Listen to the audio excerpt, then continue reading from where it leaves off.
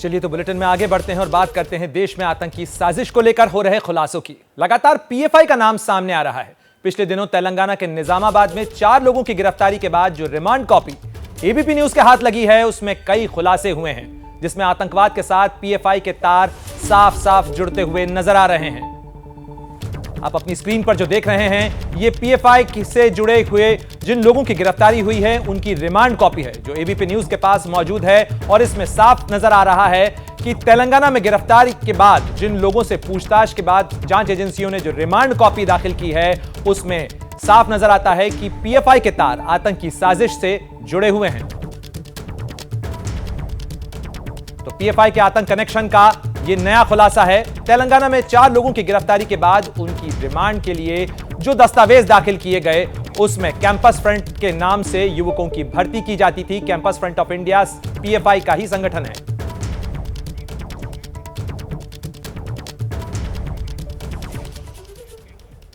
और इस खबर पर ज्यादा जानकारी के साथ हमारे सहयोगी तमाम जुड़ रहे हैं। हमारे साथ हैदराबाद से आशीष हमारे साथ हैं। आशीष, जिस तरीके से निजामाबाद में 4 लोगों की गिरफ्तारी के बाद यह दस्तावेज सामने आता है, क्या कुछ और डिटेल्स हैं इस दस्तावेज में? जी प्रणय, अगर हम इस डॉक्यूमेंट की बात करें, ये रिमांड रिपोर्ट है जिसको कोर्ट में इन्वेस्टिगेटिव ऑफिसर ने जो जांच अधिकारी हैं उन्होंने दाखिल किया है। इस रिपोर्ट से काफ़ी कुछ सामने आता है, मकसद और कैसे पीएफआई फंक्शन कर रही है इस देश में, कैसे आतंक का ट्रेनिंग दिया जा रहा है इस देश में। इस डॉक्यूमेंट में साफ तौर पे जांच अधिकारी ने जो कि कोर्ट के सामने उन्होंने सबमिट किया, उसमें 28 लोगों को नामजद बनाया गया है। 28 ऐसे लोग जो पीएफआई के संगठन से जुड़े हुए थे। तेलंगाना के निजामाबाद में वो उनकी शिनाख्त की गई। वो ट्रेनिंग कैंप ऑर्गेनाइज कर रहे थे। करीब 200 लोगों को ट्रेनिंग दी गई। उन लोगों को मार्शल आर्ट की ट्रेनिंग दी गई, पत्थरबाजी की ट्रेनिंग दी गई, छुरेबाजी की ट्रेनिंग दी गई। उनको इस तरीके की ट्रेनिंग दी गई कि कैसे अगर पत्थरबाजी करनी है तो कैसे जानलेवा पत्थरबाजी होनी चाहिए, अगर छुरेबाजी करनी है तो किस जगह पर कैसे वार किया जाए कि सामने वाले की मौत हो जाए। इस तरीके की ट्रेनिंग दी गई करीब 200 लोगों को। उसके बाद तेलंगाना पुलिस को सूचना मिली। तेलंगाना पुलिस ने अब तक 6 लोगों की गिरफ्तारी की गई है, 28 लोगों की पहचान की गई है, बाकी लोगों की पहचान करने की प्रक्रिया जारी है। इस रिमांड रिपोर्ट से यह खुलासा होता है कि कैसे पीएफआई अपने फंडिंग को इकट्ठा कर रही थी, कैसे वो फंडिंग को इकट्ठा कर उन फंड्स को ट्रेनिंग के लिए यूज कर रही थी। ट्रेनिंग 2 तरीके की होती है पीएफआई में, एक दिन की ट्रेनिंग होती है और दूसरा 5 दिन की ट्रेनिंग होती है। 1 दिन की ट्रेनिंग इंडिविजुअल लोगों को दी जाती है। 5 दिन की ट्रेनिंग स्कूल, कॉलेजेस, मदरसा और मॉस्क में दी जाती है। इस डॉक्यूमेंट से साफ जाहिर होता है। इस डॉक्यूमेंट में यह भी बताया गया कि कौन कौन से फ्रंटल ऑर्गेनाइजेशन हैं पीएफआई का और कौन कौन से संगठन हैं जो पीएफआई से डायरेक्टली लिंक्ड हैं, संबंधित हैं। तो ये सारा खुलासा इस पीएफआई के डॉक्यूमेंट से होता है और जाहिर तौर पे ये काफ़ी चौंकाने वाला खुलासा है। पीएफआई कैसे देश में पैर पसार रही है और कैसे उनका मकसद देश में एक खास संप्रदाय को टारगेट करना और देश में अस्थिरता पैदा करना है, ये इस डॉक्यूमेंट में साफ तौर पे जाहिर होता है। बिल्कुल आशीष, महत्वपूर्ण जानकारी दे रहे हैं आप। जिस तरीके से इस दस्तावेज में सामने आ रहा है कि पीएफआई कैसे कट्टरपंथ का और आतंक का पूरा नेटवर्क फैलाने की कोशिश कर रहा है और इसके सबूत बिहार के फुलवारी शरीफ में भी सामने आए। Phulwari Sharif terror module case में अब चौंकाने वाला खुलासा यह भी हुआ है कि जिस पीएफआई से आरोपियों के तार जुड़े हुए थे उसका रिश्ता पाकिस्तान के आतंकी संगठन तहरीक लब्बैक पाकिस्तान के साथ भी है और भारत के खिलाफ खतरनाक साजिश भी पाकिस्तान की मदद से रची जा रही थी। पीएफआई की आड़ में देश के दुश्मनों की खतरनाक साजिश का पर्दाफाश। पाकिस्तान के इशारे पर देश के मुसलमानों को गुमराह करने की बहुत बड़ी साजिश। जैसे जैसे फुलवारी शरीफ टेरर मॉड्यूल से पर्दा उठ रहा है, कई चौंकाने वाले खुलासे हो रहे हैं। ताजा खुलासा यह है कि पीएफआई के पीछे पाकिस्तान के आतंकी संगठन तहरीक लब्बैक का हाथ है। ये खुलासा तेलंगाना में पकड़े गए पीएफआई के संदिग्धों से हुई पूछताछ के बाद हुआ। वहीं फुलवारी शरीफ टेरर मॉड्यूल और गजवाए हिंद मामले को अब एटीएस के हवाले कर दिया गया है। इस मामले में दानिश को पुलिस ने गिरफ्तार किया था, जिसके बाद उसे पुलिस हिरासत में भेज दिया गया था, लेकिन रिमांड खत्म होने के बाद अब उसे जेल भेज दिया गया। पूछताछ में कई खुलासे भी हुए हैं। इसने स्वीकार किया है कि ये कट्टरपंथियों के व्हाट्सएप ग्रुप से जुड़ा था, भारत मुस्लिम राष्ट्र बने ये उसका सोच रखता था। इसने स्वीकार किया है कि ये जो तहरीक-ए-लब्बैक आतंकी संगठन है उससे भी ये जुड़ा हुआ है। के पास दिन भर में कम से कम 3-4 बार अलग अलग पाकिस्तानी नंबर से व्हाट्सएप कॉल आते थे। पूछताछ में ये भी खुलासा हुआ है कि ये पीएफआई के जो मीडिया सेल है उससे जुड़ा हुआ था और अलग अलग जो पीएफआई का कुछ सोशल मीडिया अकाउंट्स है वो चलाता था, उसके लिए भी ये आपत्तिजनक भड़काऊ पोस्ट करता था। वहीं गिरफ्तार संदिग्ध आतंकी अतहर परवेज, मोहम्मद जलालुद्दीन, अरमान मलिक के पास करोड़ों की संपत्ति का पता जांच में चला है, जबकि इन आरोपियों को मामूली आदमी बताया जा रहा था। फुलवारी शरीफ टेरर मॉड्यूल और गजवाए हिंद, इन दोनों मामले के अंतर्राज्यीय और अंतर्राष्ट्रीय कनेक्शन सामने आने के बाद से बिहार एटीएस सहित 4 राज्यों की एटीएस इन दोनों मामलों का नेटवर्क देश में खंगालने में जुट चुकी है। और इस खबर पर अब ज्यादा जानकारी के लिए रुख करते हैं हमारे सहयोगी शशांक, जिनकी रिपोर्ट आपने देखी। हम शशांक का रुख करेंगे। शशांक, जिस तरीके से आपकी रिपोर्ट में यह चीज सामने आती है कि पाकिस्तान से इस पूरी साजिश के 4 जुड़े हुए थे, तहरीक-ए-लब्बैक पाकिस्तान का संबंध भी सामने आ रहा है, अब क्या कुछ गिरफ्तारियां अब तक हो चुकी हैं? किस तरीके से बिहार पुलिस और एटीएस इस मामले की जांच कर रही है? देखिए, इसमें अभी 3 अलग अलग डेवलपमेंट हैं और तीनों 3 डायरेक्शन में। पहला ये कि फुलवारी शरीफ में 2 मामले थे। एक टेरर मॉड्यूल जिसमें पीएफआई की आड़ में आतंकी ट्रेनिंग दी जा रही थी, दूसरा गजवाए हिंद मामला था। ये जो टेरर मॉड्यूल है इसमें अतहर परवेज, अरमान मलिक, नूरुद्दीन जंगी समेत कुल 4 लोगों को गिरफ्तार किया गया है। और जो गजवाए हिंद मामला है इसमें मरगूब अहमद दानिश को गिरफ्तार किया गया है।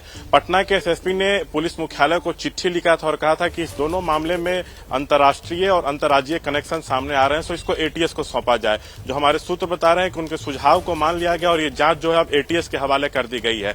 एटीएस इस मामले में अपने तरीके से जांच करेगी, संदिग्धों से पूछताछ करेगी।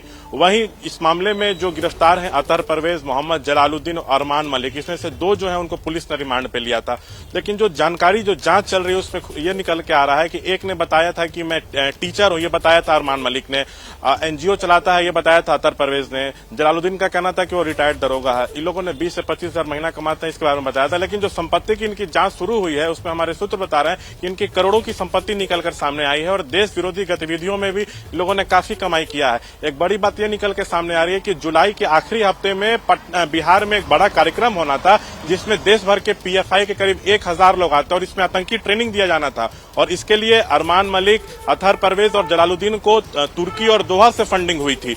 वहीं दूसरी तरफ मरगूब अहमद दानिश जो है वो 48 घंटे की पुलिस रिमांड पर था। उसने भी पूछताछ में बताया है कि वो गजवाए हिंद जो व्हाट्सएप ग्रुप चलाता था, इसका एडमिन पाकिस्तान में बैठा फैजान है और उसी के कहने पर ये 2023 में सीधा जिहाद की मुहिम में लग गया था। और इसके लिए जो मरगूब है वो करीब करीब 60 से 70 मुस्लिम युवाओं से उसने संपर्क साधा था और 2023 में सीधा जिहाद करने के लिए उनको उकसा रहा था। मुसलमानों पर अत्याचार हो रहा है, इस तरह की झूठी कहानियां सोशल मीडिया के जरिए फैलाता था ताकि जो युवा मुस्लिम है उसके बहकावे में आए और डायरेक्ट जिहाद वाले मुहिम में इसके साथ जुड़ जाएं। उसको कल जेल भेज दिया गया है, लेकिन हो सकता है कि सेंट्रल जांच एजेंसियां फिर से उसको एक बार लें और उससे पूछताछ करें। तो ये अभी की 3 नए डेवलपमेंट है। टोटल 5 गिरफ्तारियां हुई हैं, 21 लोगों पे एफआईआर है जो अभी भी फरार है।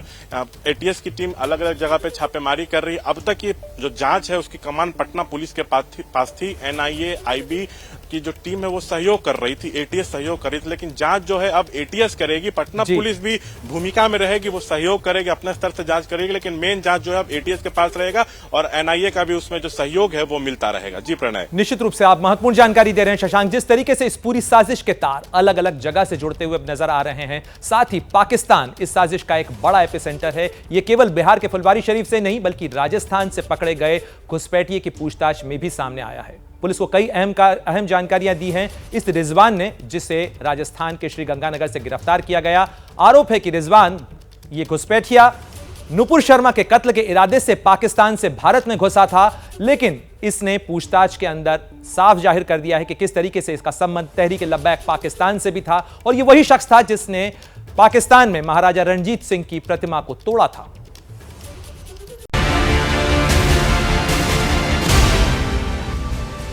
राजस्थान के श्रीगंगानगर से गिरफ्तार घुसपैठिया रिजवान धीरे धीरे कई खुलासे करता जा रहा है। तहरीक-ए-लब्बैक के इशारे पर अपनी जान की परवाह नहीं करने वाला रिजवान वही घुसपैठिया है जिसने लाहौर के किले में महाराजा रणजीत सिंह की मूर्ति तोड़ी थी। और ये मौलाना उसी पार्टी का मुखिया है जिससे उदयपुर कत्लकांड के आरोपी भी जुड़े थे। और अब इस मौलाना ने पाकिस्तान से सुपारी किलर को भारत में एक्सपोर्ट करना शुरू किया है।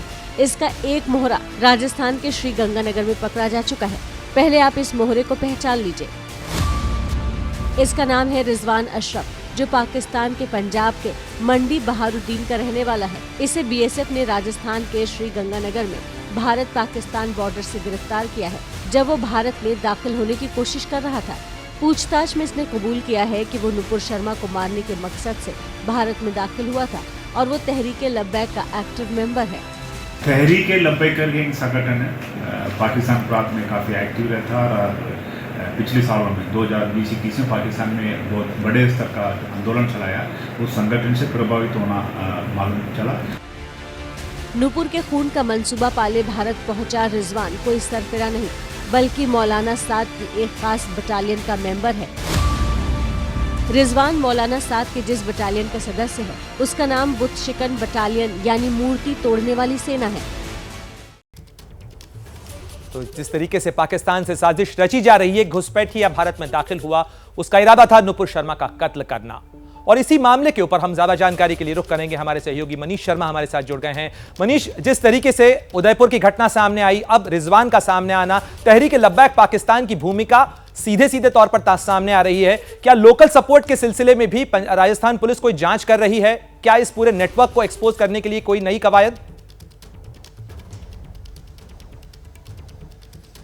बिल्कुल प्रणय, तहरीक-ए-लब्बैक से इस व्यक्ति का जुड़ाव सामने आने के बाद अब तमाम एजेंसियां सतर्क हो गई हैं और बहुत संभव है कि अब तक केवल 6 एजेंसियां, जिसमें मिलिट्री इंटेलिजेंस की जी ब्रांच और उसके अलावा राजस्थान पुलिस, बीएसएफ इंटेलिजेंस, ये तमाम एजेंसियां शामिल थी।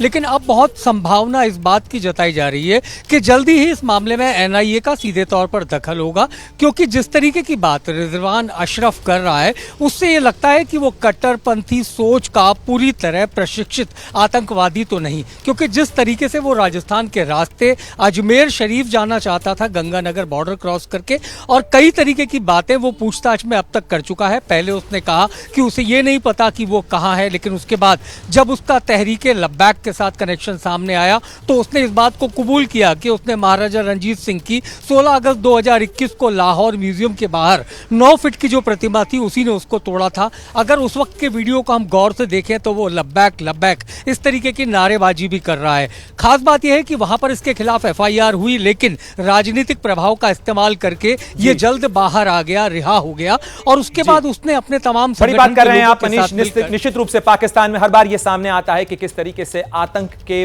को पनाह दी जाती है, उन्हें सरपरस्ती दी जाती है। बहरहाल इस साजिश से जुड़ा हर अपडेट आपको मिलेगा एबीपी न्यूज पर।